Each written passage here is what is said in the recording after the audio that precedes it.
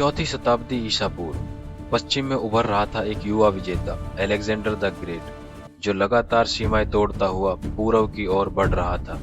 और पूर्व में गंगा की उपजाऊ धरती पर एक युवक चंद्रगुप्त मौर्य इतिहास बदलने की तैयारी कर रहा था। यह वह काल था जब इतिहास केवल युद्धों से नहीं बल्कि दूरदृष्टि, रणनीति और शासन कौशल से आकार ले रहा था। इसी काल में जन्म लेने वाला था भारत के इतिहास का पहला विशाल साम्राज्य, मौर्य साम्राज्य, जिसने पूरे भारत को एक झंडे के नीचे ला दिया। यह कथा है विदेशी आक्रमण से राष्ट्रीय सत्ता तक की। मकदूनिया का शासक सिकंदर महान प्राचीन विश्व के सबसे महत्वाकांक्षी सेना नायकों में गिना जाता था। यूनान से निकलकर उसने मिस्र, ईरान और मध्य एशिया को अपने अधीन कर लिया था। अब उसकी दृष्टि थी भारत पर। भारत, जिसे समृद्धि, हाथियों की सेना और शक्तिशाली राज्यों की भूमि माना जाता था। 326 ईसा पूर्व में सिकंदर भारत की उत्तर पश्चिमी सीमा तक पहुंचा।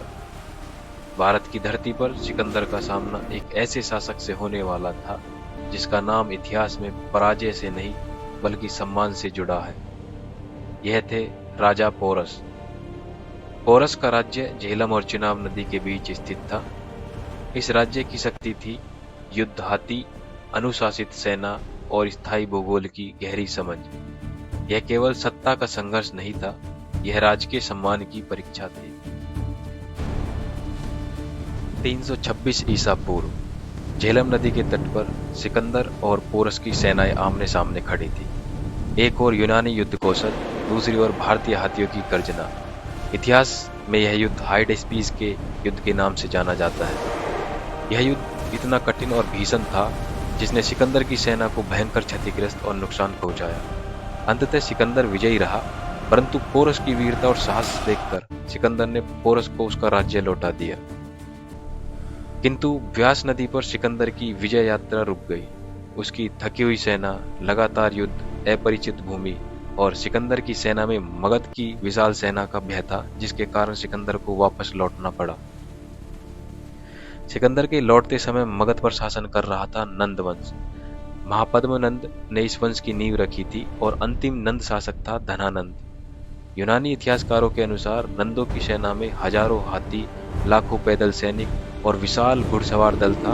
उनकी अपार धन संपदा मगध को भारत का सबसे शक्तिशाली राज्य बनाती थी। लेकिन इस शक्ति के साथ जनता में असंतोष भी बढ़ रहा था। कठोर कर व्यवस्था, अत्याचार और अहंकारी शासन नंदवंश की सबसे बड़ी कमजोरी बन गई थी।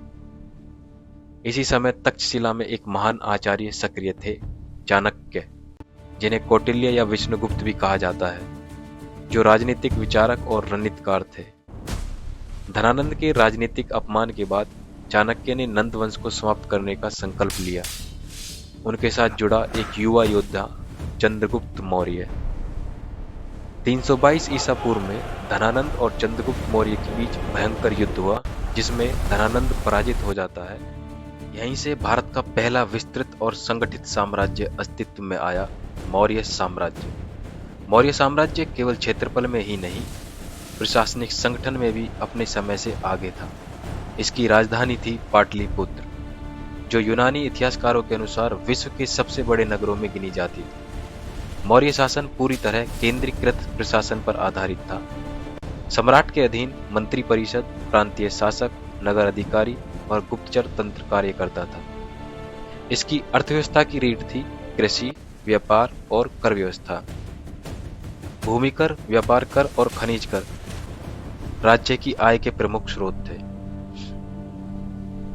मौर्य साम्राज्य की शक्ति उसकी सेना में स्पष्ट दिखाई देती थी। यूनानी लेखक मेगस्थनीज के अनुसार मौर्य सेना में हजारों युद्ध हाथी, विशाल घुड़सवार दल, संगठित पैदल सेना और धनुर्धारियों की टुकड़ियां थी। सेना के लिए अलग विभाग था, सेनाध्यक्ष और युद्ध परिषद। युद्ध हाथी मौर्य सेना की सबसे बड़ी शक्ति माने जाते थे। यही कारण था कि सेल्यूकस निकेटर को संधि में 500 हाथी देने पड़े। मौर्य शासन की वैचारिक नींव रखी थी चाणक्य ने। उनका ग्रंथ अर्थशास्त्र राज्य संचालन, कर व्यवस्था, जासूसी तंत्र और दंड नीति का व्यवहारिक मार्गदर्शन देता है। अर्थशास्त्र बताता है कि मौर्य राज्य केवल शक्ति पर नहीं निगरानी और सूचना तंत्र पर भी आधारित था। गुप्तचर राज्य का सबसे मजबूत स्तंभ थे। अपने चरम पर मौर्य साम्राज्य फैला था। उत्तर में हिमालय तक, पश्चिम में अफगानिस्तान तक, पूर्व में बंगाल की खाड़ी तक और दक्षिण में दक्कन के पठार तक। इतिहास में पहली बार भारत एक राजनीतिक इकाई के रूप में उभरा। इसी समय सिकंदर की मृत्यु के बाद उसका सेनापति सेल्यूकस निकेटर भारत पर आक्रमण करता है। सेल्यूकस निकेटर और चंद्रगुप्त मौर्य के बीच यह युद्ध 305 ईसा पूर्व में हुआ। इस युद्ध में सेल्यूकस निकेटर पराजित हुआ और संधि के तहत उसने अफगानिस्तान, बलूचिस्तान व आसपास के क्षेत्र चंद्रगुप्त को दे दिए और एक वैवाहिक संबंध भी स्थापित हुआ, जबकि बदले में चंद्रगुप्त ने उसे 500 युद्ध हाथी दिए। यही भारत का पहला अंतर्राष्ट्रीय राजनीतिक समझौता माना जाता है।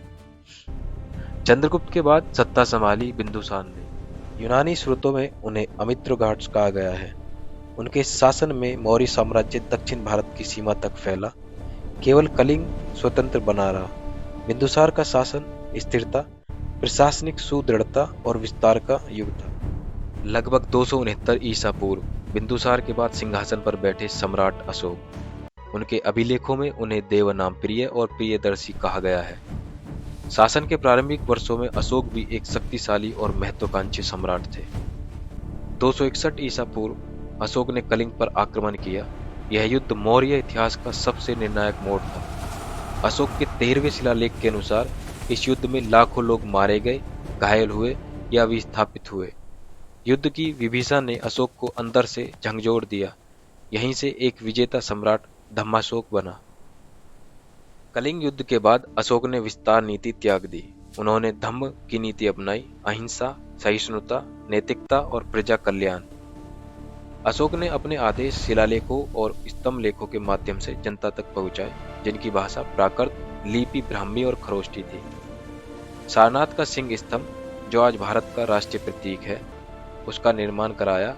उन्होंने स्तूप, विहार, सड़कें, कुएं और विश्राम गृह बनवाए।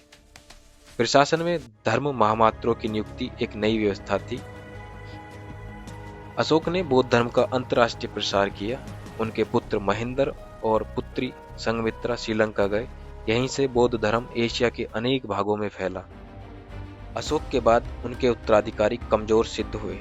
केंद्रीय शक्ति ढीली पड़ गई और इस वंश का अंतिम मौर्य शासक था भद्रथ मौर्य। 185 ईसा पूर्व में उसकी हत्या उसके सेनापति पुष्यमित्र शुंग ने कर दी। यहीं से मौर्य वंश का अंत और शुंग वंश का आरंभ हुआ। सिकंदर से लेकर अशोक तक और नंदों से शुंगों तक यह केवल युद्धों की कहानी नहीं थी। यह भारत के राजनीतिक एकीकरण, प्रशासनिक विकास और नैतिक शासन की गाथा थी। यही था मौर्य युग। जय हिंद, जय भारत। अगर वीडियो आपको पसंद आई तो चैनल को लाइक करें, शेयर करें, सब्सक्राइब करें। Thank you so much.